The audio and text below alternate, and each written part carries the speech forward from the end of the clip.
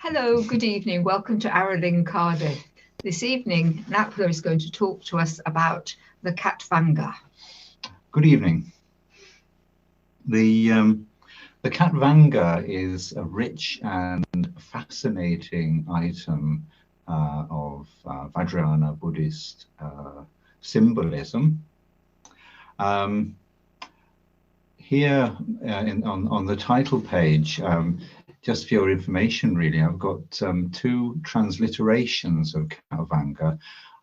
There doesn't seem to be, as far as I've been able to find so far, an actual Tibetan translation of Kathvanga, and there seem to be multiple transliterations. So this is Kathvanga rendered in two different styles into Tibetan.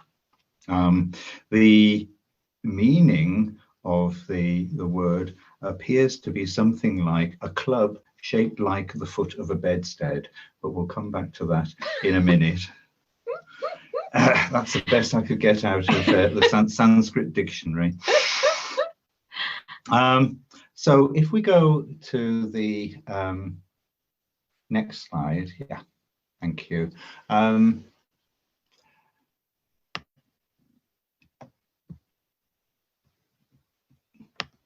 Buddhism began in India, and one of the things that Buddhism always seems to manage to do is to pick up on anything that is of use within the existing culture. So Buddhism takes many different forms in different places, and something that was in existence at the time were the Kapalikas, the skull bearers.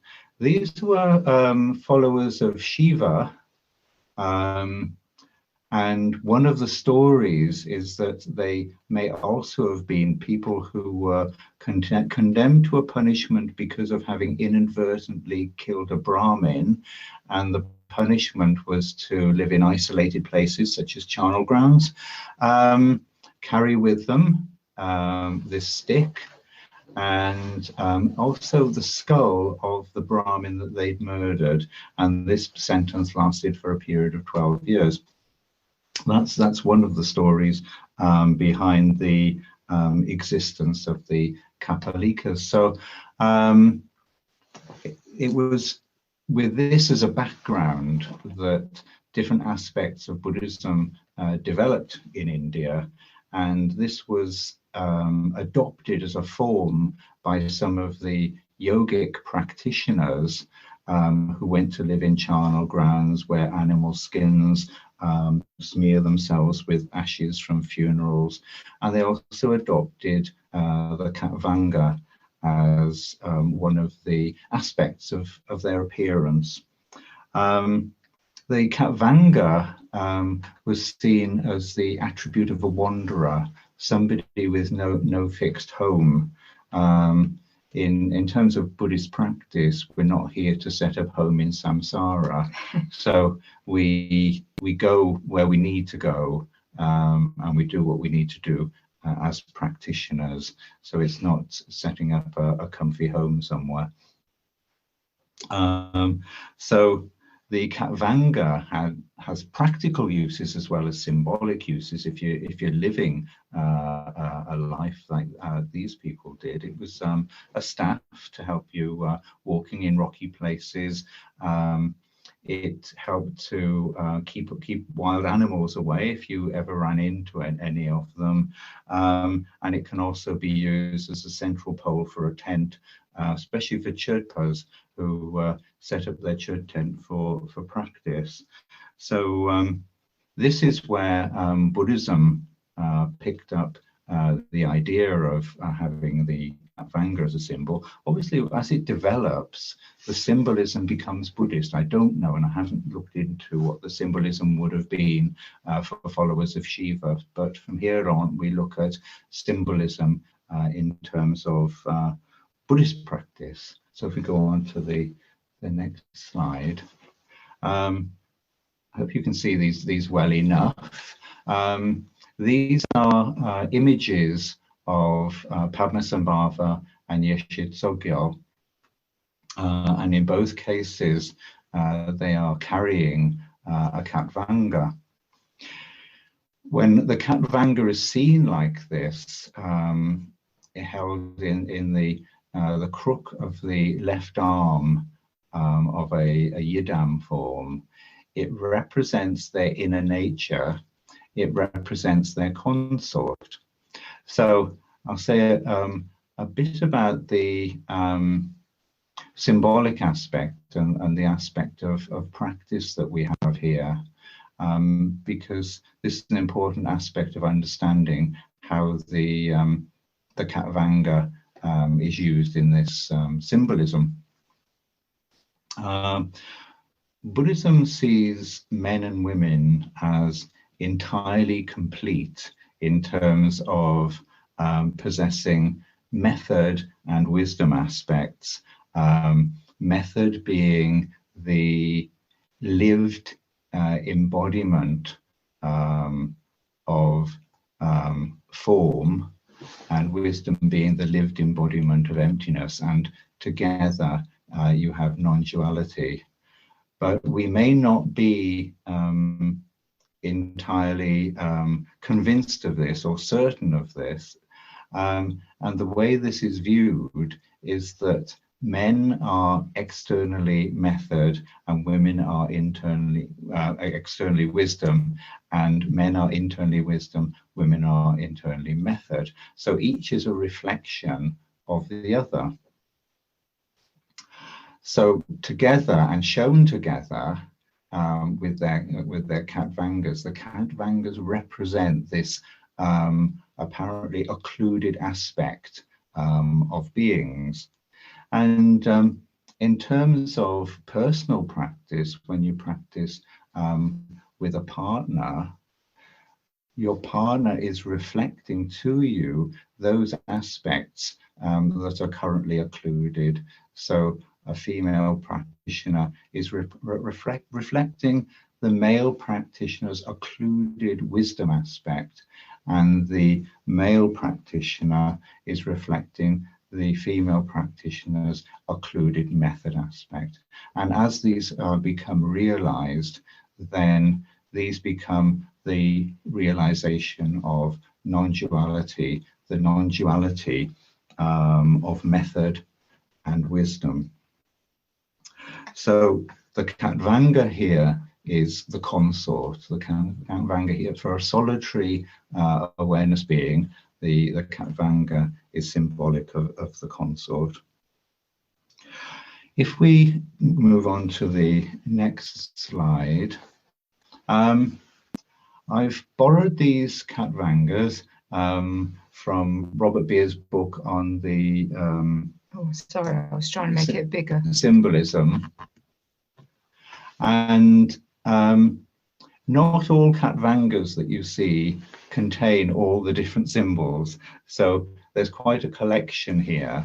And between them all, you'll find all the symbolic aspects of the Kathvanga. So we've spoken about the Kathvanga as an entirety. Now we can look at the various symbolic aspects within the Kathvanga itself. The shaft of the Kathvanga is octagonal. Symbolically, this can represent the Eightfold Path in terms of sutra, so the Eightfold Path that leads to liberation. And in terms of Tantra, it represents the 8 classes of protectors as an aspect of our practice. I should say at this point that these are that the symbolism of the Kathvanga is maybe seen as different from the points of view of different paths, of different lineages. There's a whole wealth of symbolism here that other lineages will talk about. So if you look into the symbolism of the Kathvanga, you will find all sorts of different views of what all these things might mean. But these are the ones that that we've been taught. So What you have next are the three prongs that surmount the Kathvanga, basically making it a trident. And the points of the Kathvanga are said to pierce the fabric of attraction, aversion, and indifference in one go. So there's nothing gradual about this, all gone immediately. Now you'll probably know that attraction, aversion, and indifference are our usual response to anything that happens. One or other of those will be the way we respond to things. We either like it, we don't like it, or we ignore it, we're not interested. And that aspect, that liking, disliking, or ignoring, is in terms of whether it supports or undermines our sense of self, or does nothing about it at all. And this sense of self is a non-existent entity. It's not something that is actually there, but we look at things in that way, and therefore we fall into one of these reactions. And so the trident symbolically pierces all of these in one go. We're left with none of them. And if you don't have attraction, aversion, or indifference, you're looking at what is happening in terms of your life events from a completely open view. You're just simply present with what's happening, present and open to whatever is occurring. The hanging from the tines of the trident, at least in some of the images, you should find 4 rings that have been broken apart and are just hanging off the outer points of the trident. These 4 rings represent the 4 philosophical extremes, or 4 denials of monism, dualism, nihilism, and eternalism. These are aspects of reality that we can find to exist for periods of time, but they don't define reality. So to fall into any of them as a philosophy that we adopt in any way is what is denied by Buddhism. So monism is saying we are all one, we're all completely connected, we all share in the same reality. Dualism is saying we are all disconnected, we are all completely independent entities, and basically have no connection at all with each other.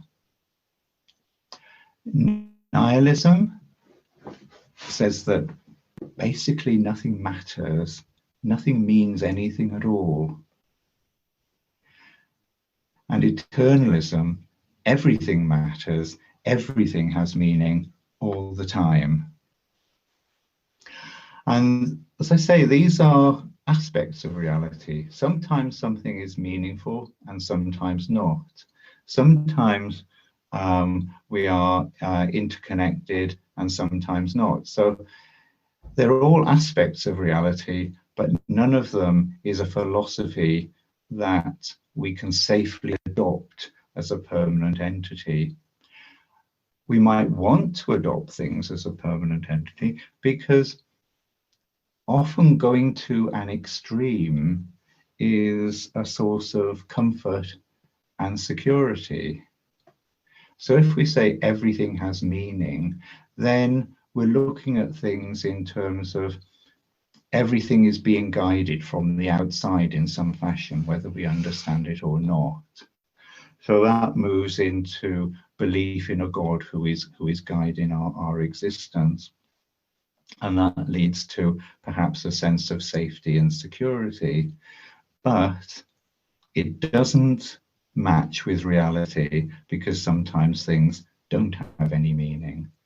And if Buddhism is doing anything else, it is actually a statement of reality. So whenever we might tend towards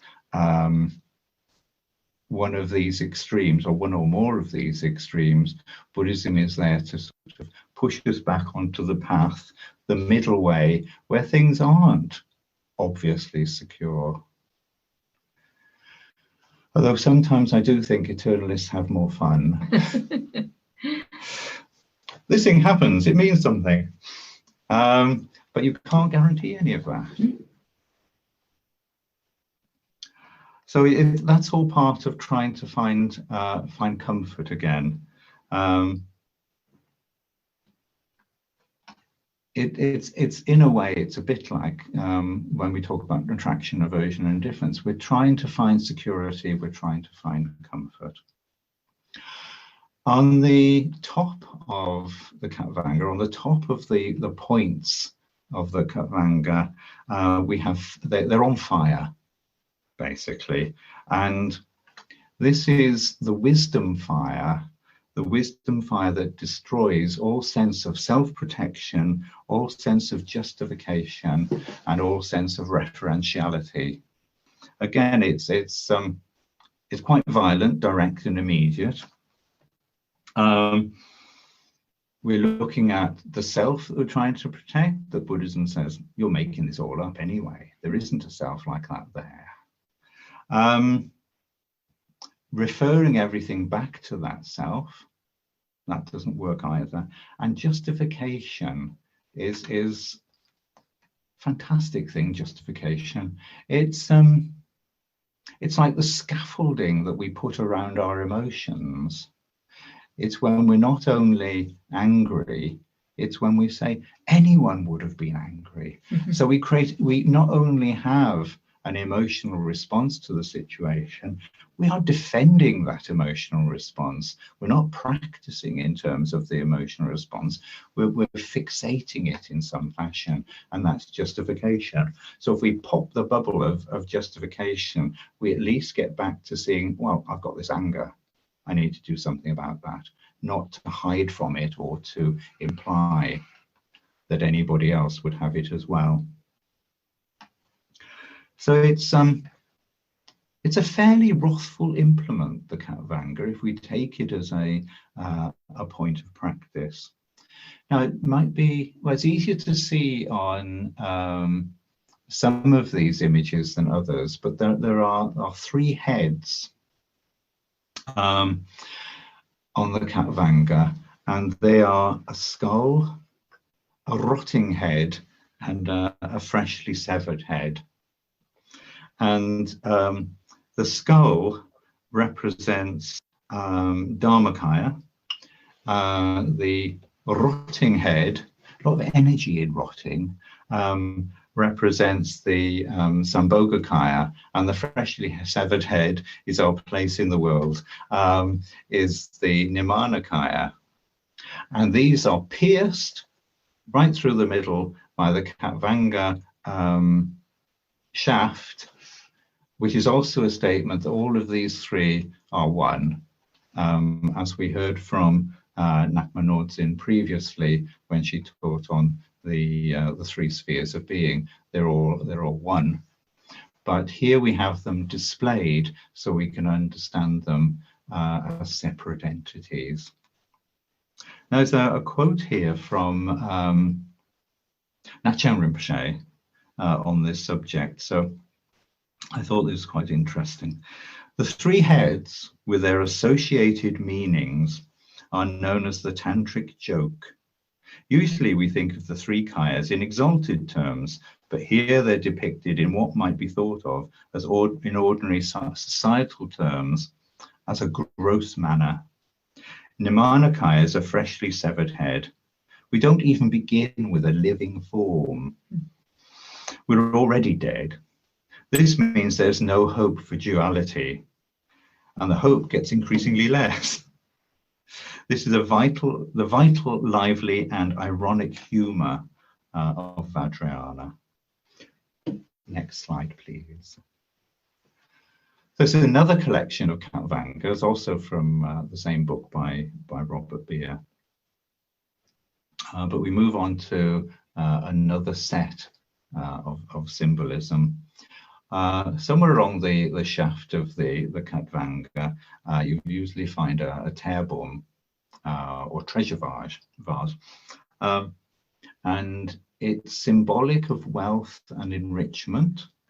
When you have an actual tearbum, it's filled with precious substances and empowered by lamas, and can be kept on the shrine or can be buried in various places to enrich and even cleanse the environment itself. So it's symbolic of both wealth and generosity. The Buddhist view of wealth is completely connected with generosity. There's no wealth in terms of piling up a heap of money somewhere. That doesn't work. Wealth is much more dynamic, and it's in terms of what can we do with the resources that are at our disposal. So for a practitioner, it's already time that's going in that's being offered generously in terms of the time that we take to practice, or the time we take to remember to bring practice into the rest of our lives as well as any material benefits that we can offer to people. But the generosity of offering in practice is one of the most important. So we have here the symbol of the tearbum. This is wealth and generosity together. Also on the Kathvanga, we have these streamers in 5 colors. And these represent many things. They represent times of day, landscapes, seasons of the year, the transformation of every possible neurotic emotion into its liberated form. So they also represent the 5 Buddha families. So they're here as symbols that any situation can be transformed and liberated into the enlightened condition. Below the streamers, or on the streamers, you'll find a bell and dorje. Sorry, a drum and bell. And these are symbolic of form and emptiness. And when brought together and played together, then form and emptiness cross and play with each other, and you have symbolism there of duality, of non-duality, I'm sorry. Also makes me think sometimes that the Kathvanga might have been a very good way for a itinerant practitioner simply to carry things, carry aspects of the things that they needed, such as the bell and drum. On the back on the staff itself, you've got crossed vajras, and these represent the indestructibility of the beginningless wisdom mind. Everyone is enlightened from beginninglessness. This enlightenment, this nature of mind, is indestructible. So it's possible to move away from our enlightened nature. It's possible for it to be quite clouded, but nobody can ever actually remove it. It's always there. And through practice, it's always possible to discover it. And in fact, the way we are in terms of our neurotic responses is a direct indication of the path of practice that will lead to the realization of our enlightened state, our beginningless enlightenment. And then finally, at least in this description of the symbolism of the Khatvanga, there's a dorje, a half dorje at the base, and this represents totality or completion. Again, we're looking at totality and completion in terms of realization of the enlightened state. There's nothing else that needs to be done. It's all there. It's all complete. So these are 10 aspects of the Khatvanga and their symbolism. If we move on to the next image, I just wanted to present a piece of Craftwork, one of the earliest applique tankas that, as far as I know, were produced within the Aro lineage. So here you see Pamasambhava carrying his with his consort Kathvanga, and the detail there shows the Khatvanga and how it was constructed in fabric, and including the broken rings on the flaming tines of the trident. You've also got the streamers hanging off it as well. Okay, next slide, please. And the double dorje. And the double dorje, yeah. And the heads. It's all there. Yeah. And these are two other Kathvangas. These are kept by Rinpoche and Khandro Dechen. The first one is made entirely of metal, so everything has been sculpted in metal. And the second one is very rare, really. It's more complete in some ways. It's actually been made as a Kathvanga would have been made traditionally. So as well as the trident head and the broken rings hanging off it, you've also got the fabric of the ribbons, the colored ribbons.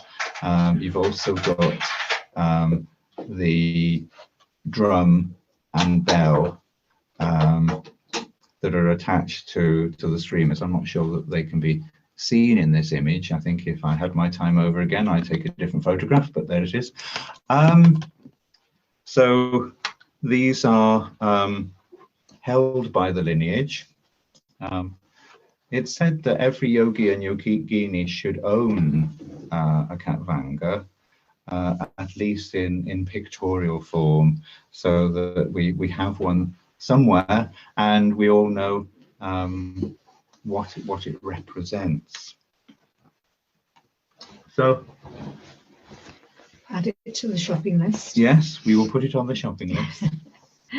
So in conclusion here, what you have with the Khatvanga is really one of the most complex and rich items of Buddhist symbolism. I'll say Buddhist now because that's what we're talking about here. And that the various aspects of the Khatvanga all represent important teachings and practices that we undertake in our lives as practitioners. Also, the essential symbolism of the entire Khatvanga is the symbolism of the unification for each practitioner with their occluded side, And so the unification that actually represents the unification of form and emptiness as a lived experience. So it represents our fully enlightened nature. I think that's the last of the... Yes. Thank you. Thank you very much. I've always loved the symbolism of the Kathvanga. It is just so rich, and the heads. You didn't mention that they're white, red, and blue. Yes. Those are the qualities. So the freshly severed head is blue. You go a bit blue when you die, and then when you start to rot, it's sort of oozy and juicy, and so it's red. And then the skull is white, and those are the colours of the three spheres as well. That's the colours of Omar and Hum. Yeah. Yes, Omar. But there's just so much in there that you could talk and talk about it. It's a wonderful symbolism. Thank you very much. Thank you. So we will have to get one. Yeah.